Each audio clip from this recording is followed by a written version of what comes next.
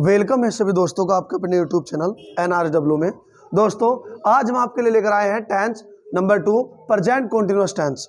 आज इसके बारे में हम डिस्कस करने वाले हैं फुल कंसेप्ट से। डेफिनेशन इसको हम फुल कंसेप्ट से जानेंगे आज। प्रेजेंट कॉन्टिन्यूअस टेंस होता क्या है एक्चुअली, मतलब जिस बच्चे की डेफिनेशन ही कंप्लीट समझ में नहीं आती तो टेंस ही कैसे समझ पाएगा, कैसे सेंटेंस को ट्रांसलेट कर पाएगा। आइए हम जीरो से लेकर चलते हैं प्रेजेंट कॉन्टिन्यूअस टेंस। एक ही वीडियो में फुल प्रेजेंट कॉन्टिन्यूअस टेंस आपके माइंड में कंप्लीट कर दिया जाएगा।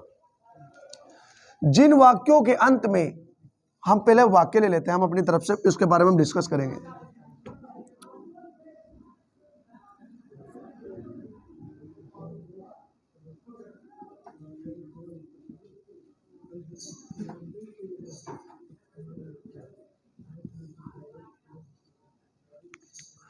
जिन वाक्यों के अंत में, वाक्य ये है हमारे सेंटेंस हैं, इनके अंत, ये अंत है, ये अंत है वाक्य का। जिन वाक्यों के अंत में रहा है, रही है, रहा हूं, रहे हो, हुआ है, हुई है आदि शब्द आते हैं। रहा है, रही है, रहा हूं, रहे हो आ गया, हुआ है, हुई है आदि शब्द आते हैं। और कार्य प्रेजेंट टेंस यानी कि जो इस वक्त समय चल रहा है, जैसे मैं आपको पढ़ा रहा हूं तो ये समय क्या है, चल रहा है, यानी कि प्रेजेंट टेंस में मैं आपको पढ़ा रहा हूं। प्रेजेंट टेंस वर्तमान काल में जारी रहता है, वे प्रेजेंट कॉन्टिन्यूअस टेंस के वाक्य होते हैं। आइए जानेंगे हम फुल कॉन्सेप्ट से कैसे। देखिए बच्चों, जो दे रखा होता है, जिन वाक्यों के अंत में रहा है, रही है, रहा हूं, रहे हो, हुआ है, हुई है आदि शब्द आते हैं। जरूरी नहीं है कि रहा है, रही है, रहे हैं, आइए आए, ये तो ओनली बच्चों को एक डिस्कस करने के लिए, मतलब पहचान करने के लिए बताए जाते हैं, ताकि पहचान ले कि रहा रही आ गया तो समझो प्रेजेंट कॉन्टिन्यूअस आ गया। जरूरी नहीं है कि रहा रही आए, कुछ भी आ सकता है, हुआ है, हुई है, ये भी क्यों आएंगे। मेन टारगेट है कि वर्तमान काल में कार्य जारी होना चाहिए। यदि वर्तमान काल में जो समय चल रहा है उसमें कार्य जारी है, खत्म नहीं होता, कंटिन्यू कार्य चलता रहता है, तो समझ जाओ हम उसे डायरेक्ट कहेंगे प्रेजेंट कॉन्टिन्यूअस टेंस। कैसे, तुम खाना खा रहे हो, एक तो रहे हो आ गया इसमें, वो तो है ही, लेकिन मेन टारगेट है कार्य जारी होने की। कैसे, तुम खाना खा रहे हो, इसका मतलब ये हुआ तुम अब तक खाना खा रहे हो। तुम खाना खा रहे हो यानी कि अब भी खाना खा रहे हो, यानी कार्य फिनिश नहीं हुआ, समाप्त नहीं हुआ, कार्य चल रहा है, कंटिन्यू है कार्य, तो इसलिए हम इस टेंस को प्रेजेंट कॉन्टिन्यूअस टेंस कहेंगे। मैं आपको पढ़ा रहा हूं, इसके मतलब मैं आपको अभी इस वक्त पढ़ा रहा हूं। I am teaching you and in this time now on the face to face and with mobile. मैं आपको मोबाइल के साथ, मोबाइल द्वारा आपको पढ़ा रहा हूं, आपको आपके आमने सामने, फेस टू फेस होकर। तो आप सभी, कहने का मतलब यह है जो कार्य वर्तमान काल में जारी रहता है उन्हीं टेंसों को हम प्रेजेंट कॉन्टिन्यूअस टेंस कहेंगे। जैसे तुम खाना खा रहे हो, मैं तुम्हें पढ़ा रहा हूं, तुम पढ़ रहे हो, तुम भी पढ़ रहे हो इस वक्त, तभी तो आप हमारी वीडियो को देख रहे हैं, क्योंकि तुम पढ़ रहे हो, तो कार्य जारी है, ठीक है ना, प्रेजेंट कॉन्टिन्यूअस टेंस। शिकारी हिरण का पीछा कर रहा है, यानी कि वो अब तक कर रहा है, कार्य जारी है वर्तमान काल में, तो उसको हम प्रेजेंट कॉन्टिन्यूअस टेंस कहेंगे। तो एक टेंस में हम उम्मीद है कि आपके पहचान समझ में आई होगी। पहचान में कुछ ना कुछ सिचुएशन छिपी रहती है जो हम जान चुके हैं कि प्रेजेंट टेंस, प्रेजेंट कॉन्टिन्यूअस कहते किसे हैं। इससे पहले हमने इंडेफिनिट जरूर पढ़ा है।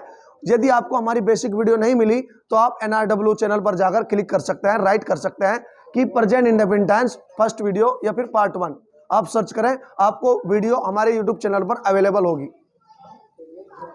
इससे नेक्स्ट टेंस हम धीरे धीरे आपके लेकर आएंगे।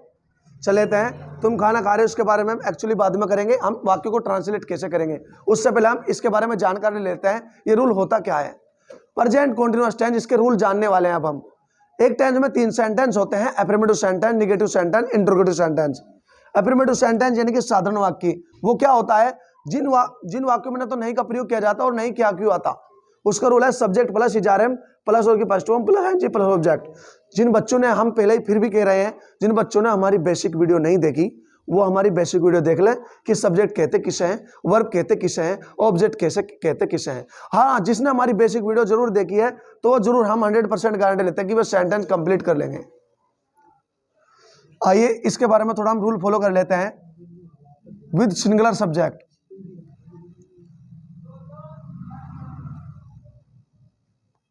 विद सिंगुलर सब्जेक्ट के साथ हम लेते हैं इज का यूज, है के लिए, और with plural subject, with plural subject बहुवचन कर्ता के साथ हम आर का यूज लेते हैं।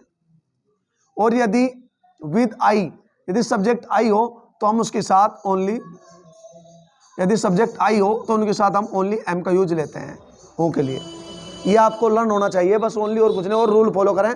Please follow me and please follow me my YouTube channel. चलेते हैं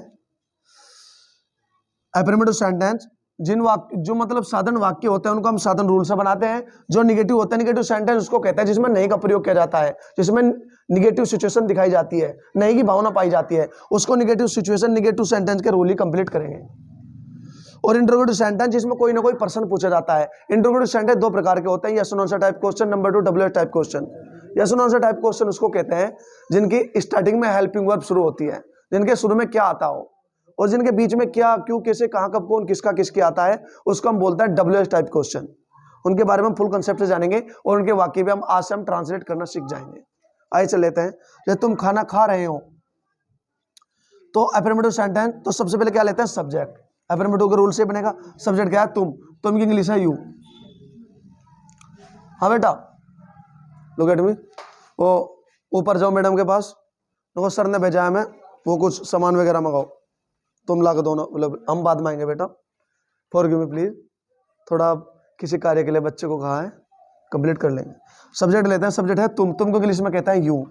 उसके बाद इजारे में से ओनली एक हेल्पिंग वर्ब लेंगे। हमने आपको बताया है यदि सब्जेक्ट सिंगुलर हो तो उसके साथ इज का यूज करते हैं, यदि सब्जेक्ट प्लूरल हो तो आर का यूज करते हैं। यू प्लूरल सब्जेक्ट है तो हम इसमें से आर का यूज करेंगे। Forgive me, I am sorry please. Are is are में से ले लिया।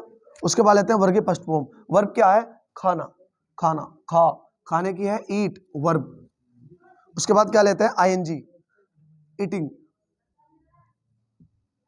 और हाँ, इसके साथ साथ हम ये भी जान लेते हैं बच्चों, प्रेजेंट कंटीन्यूअस टेंस में वर्ब की फोर्थ फॉर्म का भी यूज किया जाता है। हम इसको प्रेजेंट पार्टिसिपल भी कह सकते हैं। वर्ब की फोर्थ फॉर्म भी कह सकते हैं, फिर प्रेजेंट पार्टिसिपल, या फिर वर्ब की फर्स्ट फॉर्म में आईएनजी।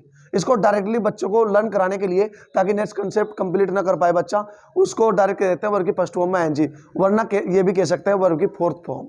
इसके बारे में हमने बेसिक वीडियो छोड़ी है, फॉर्म कितनी होती है, वर्ब कहते किसे हैं, ऑल पार्ट वर्ब समझाया हमने लाइव क्लास पढ़ाई थी, वो देख सकते हैं। आईएनजी प्लस ऑब्जेक्ट लेते हैं। ऑब्जेक्ट क्या है, खाना, food, full stop. You are eating food, तुम खाना खा रहे हो। वाक्य आपका कंप्लीटेड हो चुका है। इससे लेकर जो अदर वर्ड होते हैं उनको भी ले सकते हैं। एक वाक्य कितने ही बड़ा हो सकता है, लेकिन रूल फॉलो करने चाहिए। यदि आप रूल फॉलो कर रहे हैं, वाक्य दुनिया का कितने बड़ा वाक्य आप ट्रांसलेट आसानी से कर देंगे। आइए नेक्स्ट वाक्य ले लेते हैं निगेटिव सिचुएशन पे। ये एक और ले लेते हैं।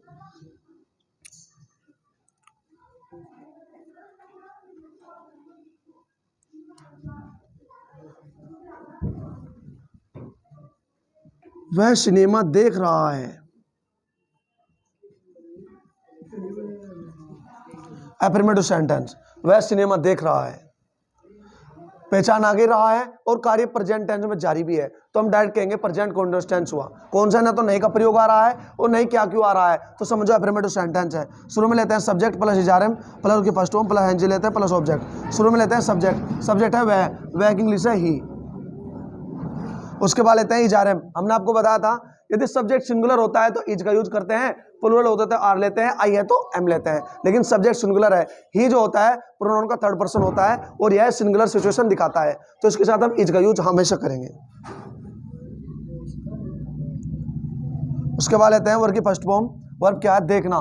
देखने की सी भी है, बिहोल्ड भी है, वॉच भी है, लुक भी है। लेकिन प्रॉब्लम क्या है, ये देखो क्या देख रहा है, सिनेमा।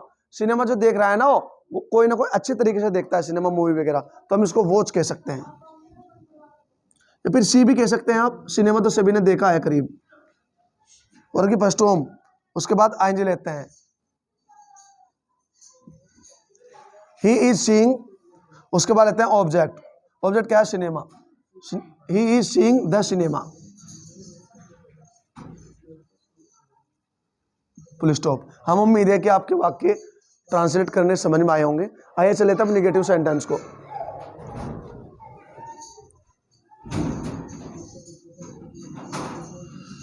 चपरासी सुबह में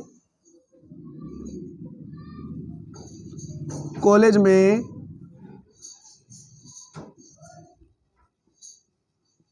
घंटी नहीं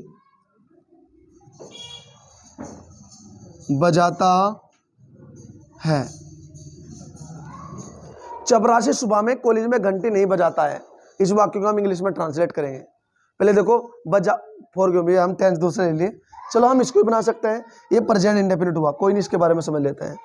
चपरासी सुबह में कॉलेज में घंटी नहीं बजाता है, तो पहचान देखते हैं, रहा है रही है, कार्य जारी होना चाहिए प्रेजेंट टेंस में, ना तो कार्य जारी है प्रेजेंट टेंस में और ना रहा है रही है, ओनली अनिश्चित सिचुएशन दिखाई जा रही है। कार्य तो प्रेजेंट टेंस में है लेकिन जारी नहीं है, अनिश्चित में है, यानी कि इंडेफिनिट है।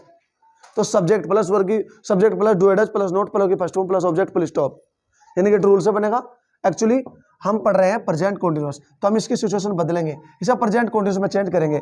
चपरासी सुबह में कॉलेज में घंटी नहीं बजा रहा है, बजा रहा है, तो निगेटिव होगा। शुरू में लेता है सब्जेक्ट, सब्जेक्ट है चपरासी, चपरासी को इंग्लिश में कहते हैं द पियोन।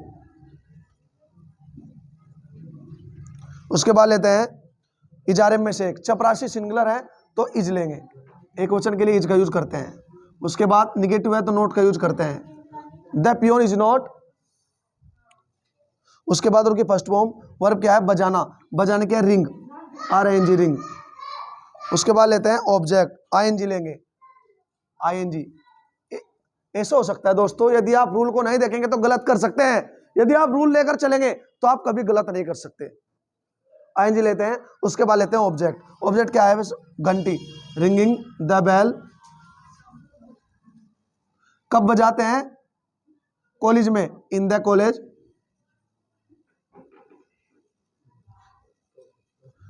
किस टाइम बजाते हैं, सुबह में, इन द मॉर्निंग।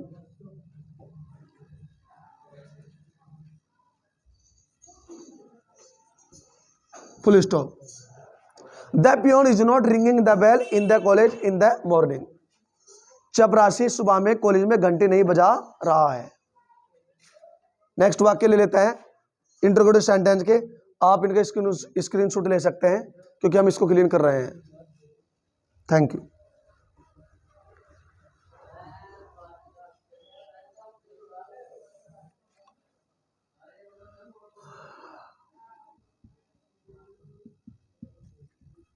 शिकारी हिरन का पीछा क्यों कर रहा है? क्या वे अपने माता पिता के साथ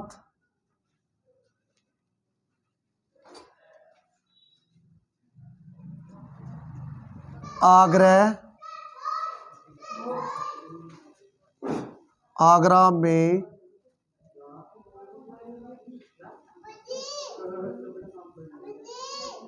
ताजमहल देखने जा रहे हैं? Question mark. इन वाक्यों को हम ट्रांसलेट करना सीखेंगे। शिकारी हिरन का पीछा क्यों कर रहा है?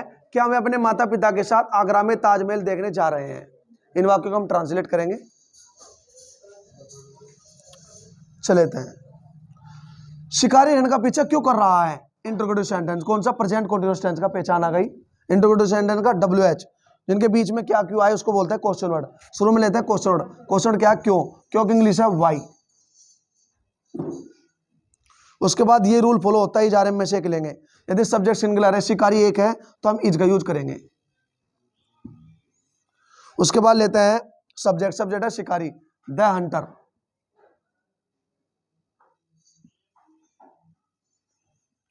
उसके बाद नोट लेते हैं यदि निगेटिव है, नोट नहीं है तो छोड़ दो। उसके बाद उनके फर्स्ट फॉर्म लेते हैं। वर्ब क्या है? पीछा करना, पीछा करने के चास। उसके बाद लेते हैं ING, चासिंग हो जाएगा। उसके बाद ऑब्जेक्ट, चासिंग द डियर, हिरण का, चासिंग द डियर, हिरण का पीछा। उसके बाद question mark. Why is the hunter chasing the deer, शिकारी हिरण का पीछा क्यों कर रहा है। उसके बाद चले थे, क्या वे अपने माता पिता के साथ आगरा में ताजमहल देखने जा रहे हैं। क्या वे, तो interrogative sentence present continuous tense का इंटरोगेटिव, शुरू में क्या आ गया तो समझो यस और नो टाइप क्वेश्चन है, तो शुरू में इजारे मिलेंगे सब्जेक्ट के अकॉर्डिंग। सब्जेक्ट है वे, वे की इंग्लिश है दे प्लूरल सब्जेक्ट है, तो उसके लिए प्लूरल सब्जेक्ट के लिए हम आर का यूज करते हैं। इजारे में से एक लेना है, आर ले लिया हमने, आर ए कैपिटल में लगाएंगे क्योंकि हम स्टार्टिंग पॉइंट कर रहे हैं। उसके बाद सब्जेक्ट लेते हैं, सब्जेक्ट है वे की इंग्लिश है दे। उसके बाद लेते हैं नोट आ रहा है इसमें, नहीं आ रहा छोड़ दो। उसके बाद उनके फर्स्ट फॉर्म लेते हैं, वर्ब क्या है इसमें जाना, जान के गो। उसके बाद आईएनजी लेते हैं गोइंग। उसके बाद हमें देखना है जा रहे हैं, कहां जा रहे हैं देखने, देखने क्या है हमारे इन्फिनेटिव वर्ब हुआ, जिस वर्ब में नानी का यूज किया जाता है तो हम उसको जीरांट या इन्फिनेटिव वर्ब कह सकते हैं। उस वर्ब से हम पहले 2 + V1 कह सकते हैं, यानी कि 2, इसके बारे में हमने आपको कल लाइव क्लास समझाया था कि 2V1 होता क्या है, ये हमारा इन्फिनेटिव होता है 2V1 का मतलब क्या है देखने, या तो हम कह सकते हैं देखने। ताजमहल कोई एक्चुअली जो जाएगा पहली बार भी जाएगा, आप इसकी वॉच कर सकते हैं देखने की। कैसे, क्योंकि ताजमहल जो देखना पड़ता है वो ध्यान से देखना पड़ता है, उसके बारे में संपूर्ण जानकारी करनी पड़ती है, ध्यान से देखना पड़ता है, उसका आकार देखना पड़ता है, उसके बारे में कुछ ना कुछ जानकारी लेनी पड़ती है इधर उधर से, क्या है ताजमहल उसके बारे में। तो 2 वॉच कह सकते हैं या सी भी लगा सकते हैं, लेकिन ताजमहल भाई हमने तो कभी देखा नहीं, तो हम जब देखने जाएंगे हम तो वॉच करेंगे उसको, 2 वॉच देखने जा रहे हैं किसे भाई, ताजमहल को। ताजमहल क्या है, एक अजूबों का नाम है, ये 7 अजूबों में पहला अजूबा आता है जो हमारे आगरा में स्थित है, हमारे यूपी के। To watch the Taj capital में इसका नाम लेंगे, ताजमहल द ताज, क्योंकि सभी अजूबों के नाम से पहले हम दे का यूज हमेशा करेंगे, क्योंकि दे हमारा डेफिनेट आर्टिकल है। उसके बाद लेते हैं कहां पर, आगरे में, ऐसे चलते हैं इन आगरा। उसके बाद कहां, 7, किसके, अपने माता पिता के। यदि सब्जेक्ट दे हो तो दे के साथ अपने आए तो अपने जो है इसमें पॉजिटिव केस है, दे के साथ अपने की देयर का यूज करते हैं पॉजिटिव केस के लिए, तो विद देयर, माता पिता की पेरेंट्स कहते हैं, विद देयर पेरेंट्स, माता पिता। उसके बाद question mark, are they going to watch the Taj Mahal in Agra with their parents, क्या वे अपने माता पिता के साथ आगरा में ताजमहल देखने जा रहे हैं। यह वाक्य आपका कंप्लीट हो चुका है, ऐसे ही सभी प्रेजेंट कंटीन्यूअस के वाक्य बनेंगे। हम उम्मीद है कि आपकी वीडियो अच्छी लगी होगी। मिलते हैं आपसे नेक्स्ट वीडियो में, थैंक यू सो मच।